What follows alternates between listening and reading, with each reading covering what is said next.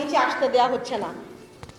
এই সিভিল ড্রেসের যেই মানুষ আমার ভাইকে তুলে নেওয়ার আগে সিগন্যাল দিচ্ছে, এই মানুষগুলো নিয়ে ওনারা আসলে কি মনিটর করছিলেন, কি দেখছিলেন।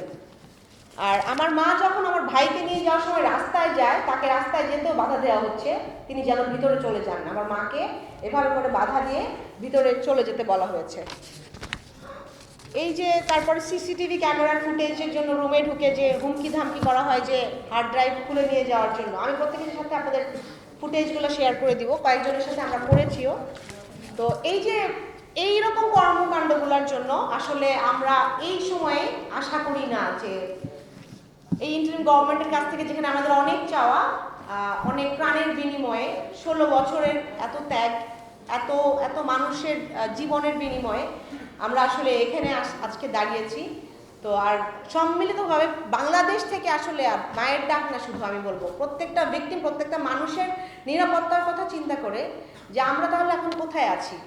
এরকম অভিযান যদি চলে, এরকম কর্মকাণ্ড যদি চলে অবৈধ, তাহলে আমরা আসলে এখনো কোন জায়গায় আছি। তো আমার অবশ্যই চাও অভিযোগটা আমার কিন্তু আসলে এই সরকারের কাছে, ইন্টারিম গভর্নমেন্টের কাছে এবং সেনাবাহিনীর কাছে, এর সাথে যুক্ত যত অফিসার আছে তাদেরকে যেন ইনভেস্টিগেশন করে বিচারের আওতায় আনা হয় এবং আইএসপিআর এর যে হেড, যিনি বানোয়াট একটা স্টেটমেন্ট দিতে পারে এবং এটার সাথে জড়িত থাকতে পারে, তাকে অবশ্যই ইনভেস্টিগেশনের আওতায় এনে বিচারের দাবি জানাই এবং আমাদেরকে দেখাতে হবে।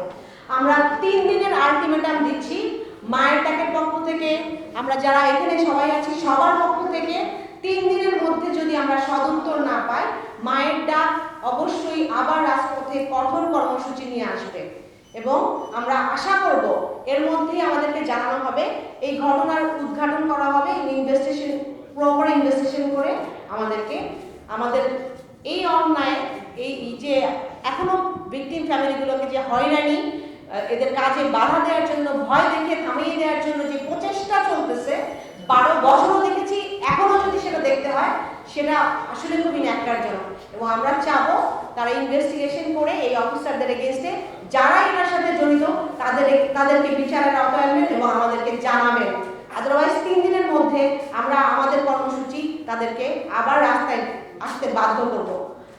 আমার পক্ষ থেকে আমি ধন্যবাদ সবাইকে।